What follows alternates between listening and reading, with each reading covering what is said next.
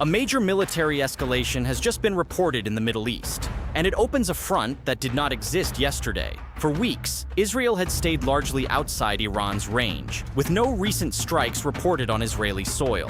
That has now reportedly changed. A coordinated drone swarm has struck not one country, but three at once, with reported targets in Israel, Jordan, and Saudi Arabia, all in a single operation. And the launch point is what makes this so significant. According to these reports, the drones came not from Iran, but from Iraq. Here is what is being reported so far. Around 20 drones were reportedly launched overnight from northern and central Iraq, specifically from areas controlled by Shiite militias operating under the banner of the Islamic Resistance in Iraq. These groups are financed and trained by Iran's Revolutionary Guard through the Quds Force, and they have spent years refining their drone tactics.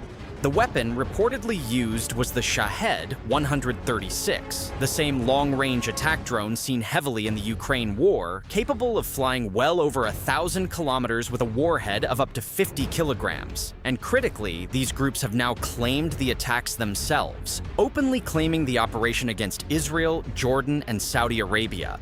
Now follow where those drones reportedly went, because the coordination is the whole story. The swarm reportedly split into groups. One set headed towards southern Israel, toward the strategic Red Sea resort city of Eilat. Another flew toward Jordan, where the Royal Jordanian Air Force reportedly shot down 2 of the drones near the border with Iraq.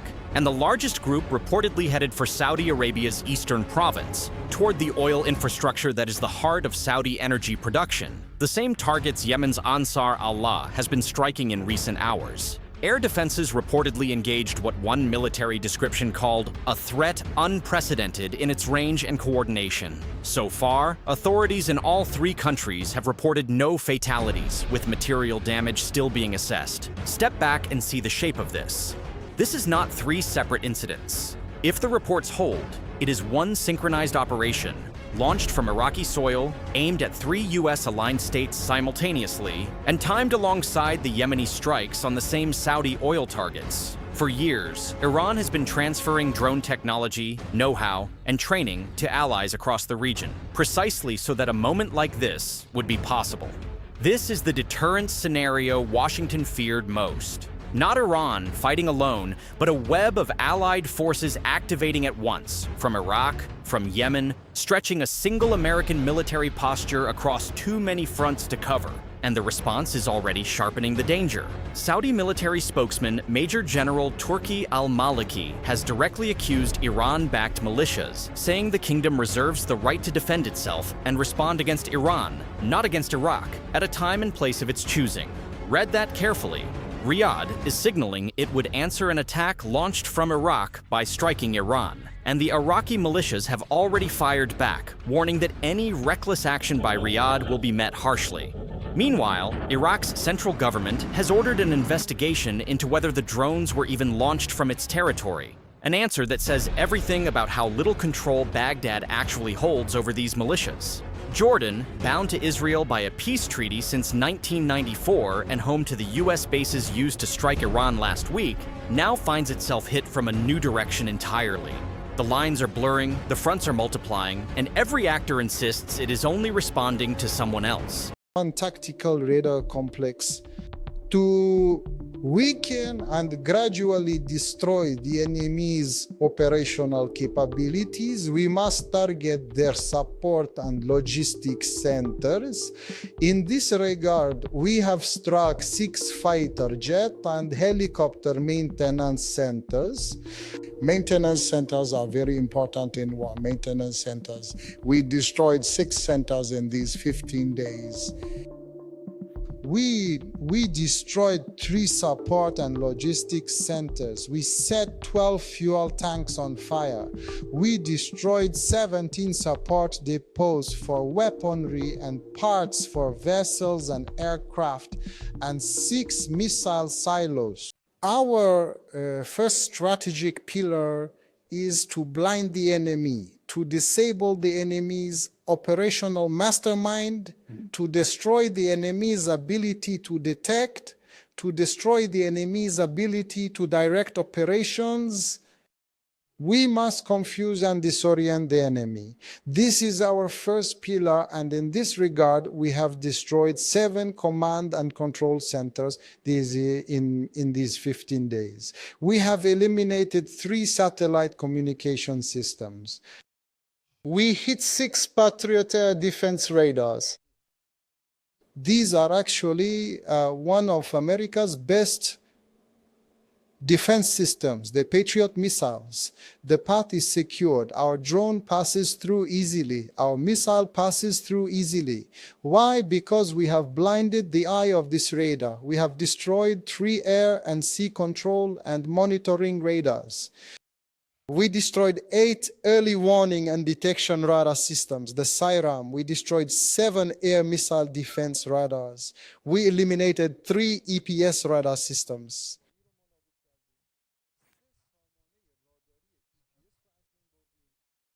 We destroyed 2 EPS 117 radars. We destroyed 5 long-range radars. We destroyed 2 air defense radars and 1 tactical radar complex.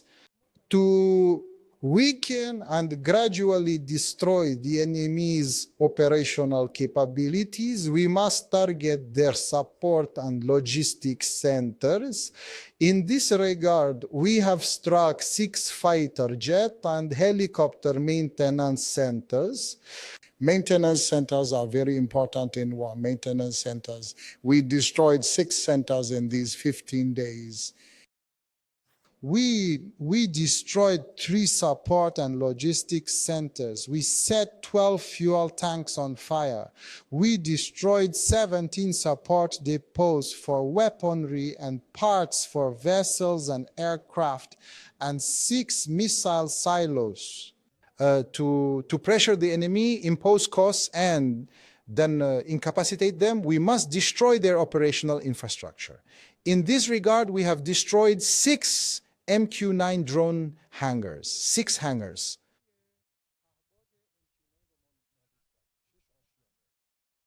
We destroyed an F-15 preparation hangar. We destroyed a drone hangar that contained 8 brand new unused drones. We eliminated 2 command centers. We destroyed an aircraft carrier refueling platform.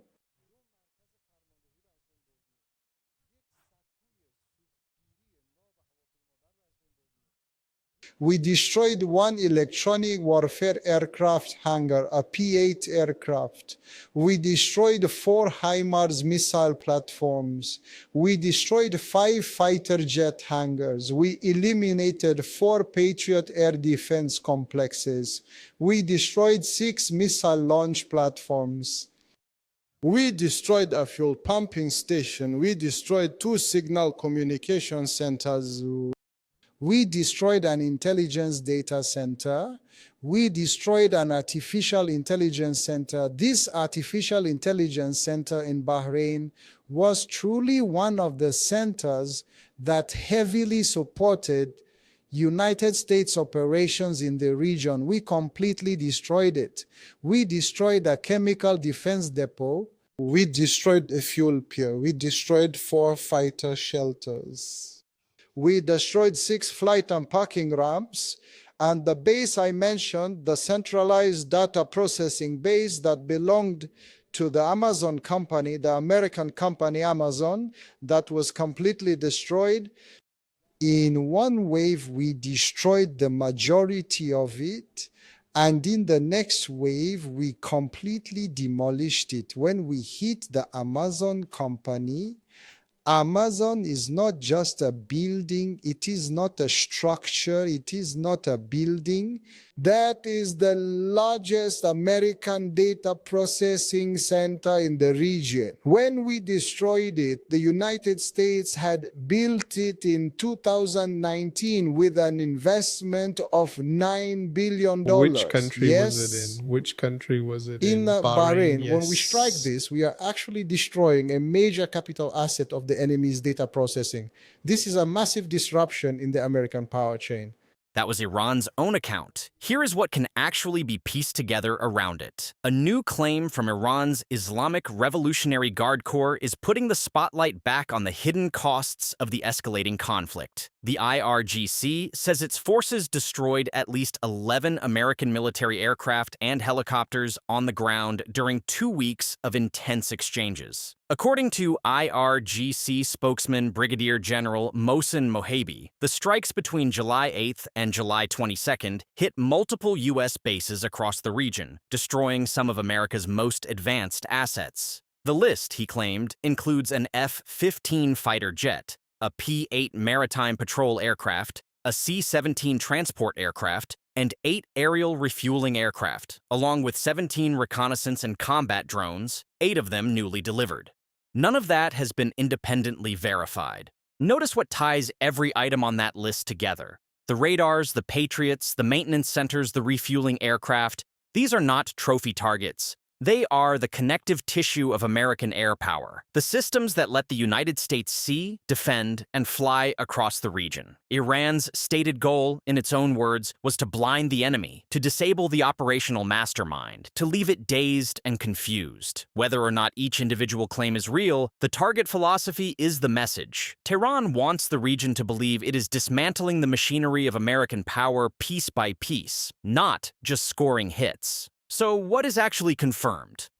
Iran says the attacks answered renewed U.S. operations, launched after Washington walked away from the Pakistan-brokered Islamabad Memorandum. Operations, the U.S. said, were meant to protect freedom of navigation through the Strait of Hormuz. The IRGC says its latest wave, the 27th phase of Operation Nasr 2, struck U.S.-linked facilities in Kuwait and Bahrain, claiming damage to ammunition storage and accommodation. The Pentagon has confirmed that dozens of American troops have been affected during the conflict, though the full scale of losses remains unclear. And crucially, reports indicate growing pressure on U.S. military resources, with concerns over interceptor supplies and long-range weapon stockpiles. And that last point is where the propaganda and the reality quietly meet. Strip away the unverifiable list, and one thing does not depend on believing Tehran at all. America's interceptors and precision munitions are being consumed faster than they can be replaced. Iran does not need every claim on Mohabi's list to be true. It only needs enough of them to be plausible, because every plausible strike forces Washington to spend a defense it cannot quickly rebuild. As both sides keep trading blows, the real question is no longer who is winning the argument over the footage. It is whether the damage to America's finite military assets is quietly pushing this conflict into a far more dangerous phase. The world is watching, and so far neither side is blinking. Subscribe to WLA for daily geopolitical analysis.